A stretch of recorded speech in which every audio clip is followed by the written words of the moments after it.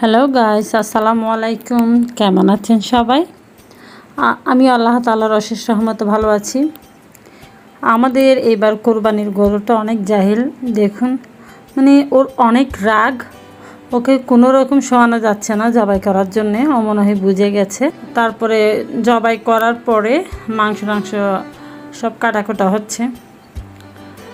আর এদিকে হচ্ছে একটা ছাগলও জবাই করা হয়েছে, ছাগলটা পরিষ্কার করা হচ্ছে। ঈদুল আজহা উপলক্ষে সবাইকে জানাচ্ছি ঈদের শুভেচ্ছা, ঈদ মোবারক। এবার ঈদে প্রচণ্ড গরমে সবাই ঠান্ডা পানি খাচ্ছে, লেবুর শরবত খাচ্ছে, একটু কাজ করছে একটু কাহিল হয়ে যাচ্ছে, একটু কাজ করছে একটু কাহিল হয়ে যাচ্ছে। করার কিছু নাই, কারণ অনেক গরম পড়ছে, প্রচুর রোদ। এখন আমার ফুফু, আমার ছোট ভাই, ওরা লান থেকে মানে গরুর লান থেকে মাংসগুলা ফিস করে নিচ্ছে। এদিকে আমার ছেলে বলছে, আম্মু আমাকে যদি মাংস কাটতে না দাও আমি মাংস খাবো না, কারণ ও প্রতি বছরই ওকে আলাদা করে মাংস দিতে হয়। ও ছোটো ছোটো ফিস করে মাংসগুলা কাটে, এগুলো আলাদা করে ফ্রিজে রেখে দিই। ওর যখন মন চায় তখন আমাকে বললাম, আম্মু ওই মাংস দিয়ে আমাকে বিরিয়ানি রান্না করে দাও। তারপর আমি ওকে বিরিয়ানি রান্না করে দিই। এবারই সেম, ওকে ওর নানিরা বলে যে তুমি মাংস কাটিও না, মাংস নষ্ট করে ফেলবে। ও আমাকে বলছে না আম্মু, আমার থেকে মাংস কাটতে হবে। সেজন্য আবার ওকে আলাদা করে মাংস দেওয়া হয়েছে মাংস কাটার জন্যে। এগুলো আমি আবার ফ্রিজে রেখেও দিয়েছি, প্রতিবারের মতো যা হয় আর কি।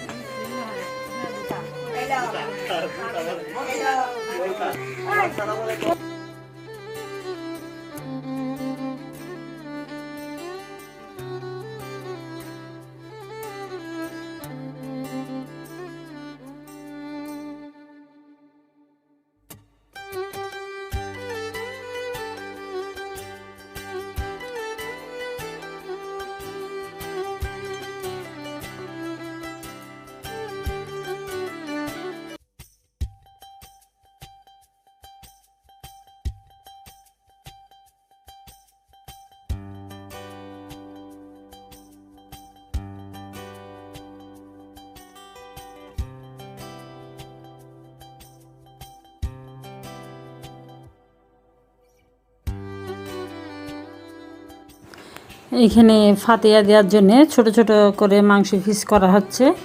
আমাদের চট্টগ্রামে সিন্নির গোস্ত বলে।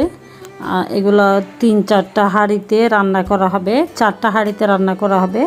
রান্না করার পর আত্মীয় স্বজনের বাড়িতে দেওয়া হবে। দেখুন অনেকগুলো মাংস এখানে। বোলটা ভিডিওতে ছোট লাগছে, কিন্তু বোলটা অনেক বড়। 4টা হাঁড়ি রান্না করা হবে, বড় বড় 4 হাঁড়িতে। এই হাঁড়িটা অনেক বড়, কিন্তু ভিডিওতে ছোট লাগছে। হাঁড়িগুলো অনেক বড় বড়। অর্ধেক মাংস আমরা এরকম রান্না করে ফেলেছি। রান্না করার পরে আত্মীয় স্বজন, প্রতিবেশী সবাইকে দেয়া হয়। এখানে আম্মু মশলা সব দিচ্ছে, গরম মশলা, হলুদ, মরিচ মশলা, তারপরে আদা রসুন পেঁয়াজ, বাদাম বাটা, রসুন বাটা, পেঁয়াজ বাটা, সব ধরনের মশলা দেওয়া হচ্ছে। আর এই সব কোরবানির মাংসতে এমনিতে অনেক মজা হয়। কোরবানির মাংস আল্লাহ তাআলার অশেষ রহমতে মজা হয় এবং তাড়াতাড়ি সিদ্ধ হয়ে যায়। আমরা বাজার থেকে যে মাংস আনি এগুলা সিদ্ধ করতে সময় চলে যায়, কিন্তু এগুলো কোরবানির মাংস, এগুলাতে আল্লাহ তাআলার অশেষ রহমতে তাড়াতাড়ি সিদ্ধ হয়ে যায়। এটা আল্লাহর রহমত বলতে গেলে। আম্মু সব মশলা দিয়ে দিচ্ছে একে একে। মশলা দেওয়ার পর আম্মু সব মাখিয়ে নেবে। আম্মুর হাতে মাখানো হয়, আমার ফুফুও মাখে, আম্মুও মাখে। আজকে আম্মু মাখাচ্ছে মাংসগুলা।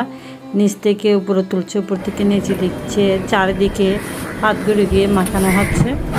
এবার মাখানোর পর চুলাতে তুলে দিয়েছিল, তোলার ওই ভিডিওটা আমি করতে পারিনি। এখন বলতে গেলে মাংস হয়ে গেছে।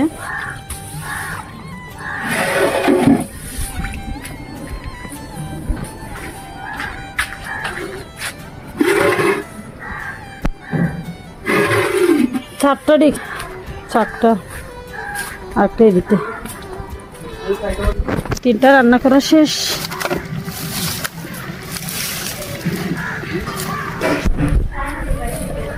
আর 2টা হচ্ছে এখনো।